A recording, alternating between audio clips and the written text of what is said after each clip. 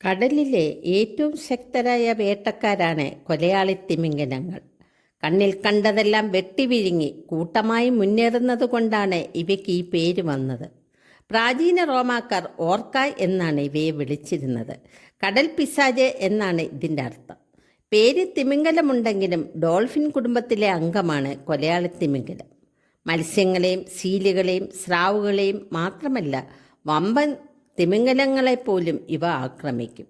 അതിവേഗം നീന്താനുള്ള കഴിവും മികച്ച കാഴ്ചശക്തിയുമാണ് കൊലയാളി തിമിംഗലങ്ങളെ നല്ല വേട്ടക്കാരാക്കുന്നത്.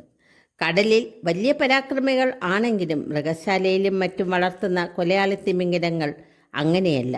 ഇവ പൊതുവെ ആക്രമണ സ്വഭാവം കാണിക്കാറില്ലെന്ന് മാത്രമല്ല, പരിശീലകരോട് നന്നായി ഇണങ്ങുകയും ചെയ്യും. സമുദ്രത്തിലെ വേട്ടക്കാരിൽ പ്രധാനിയാണ് സ്രാവ്. ചില സ്രാവുകൾ മാത്രമേ മനുഷ്യരെ ആക്രമിക്കുന്നത്. വളരെ അകലെയുള്ള ഇരയെപ്പോലും തിരിച്ചറിയാൻ സ്രാവുകൾക്ക് കഴിയും. ഇതിന് സഹായിക്കുന്നത് മണം പിടിക്കാനുള്ള ശേഷിയാണ്.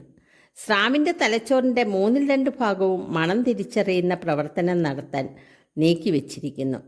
സ്രാവുകൾ ഉള്ള ഭാഗത്തെ ആഴക്കടലിൽ മുറിവോ മറ്റോ ഏറ്റ് ഇരയുടെ രക്തം വെള്ളത്തിൽ കലർന്നാൽ അല്പസമയം കൊണ്ട് സ്രാവുകൾ അവിടെ എത്തുമെന്നുറപ്പാണ്.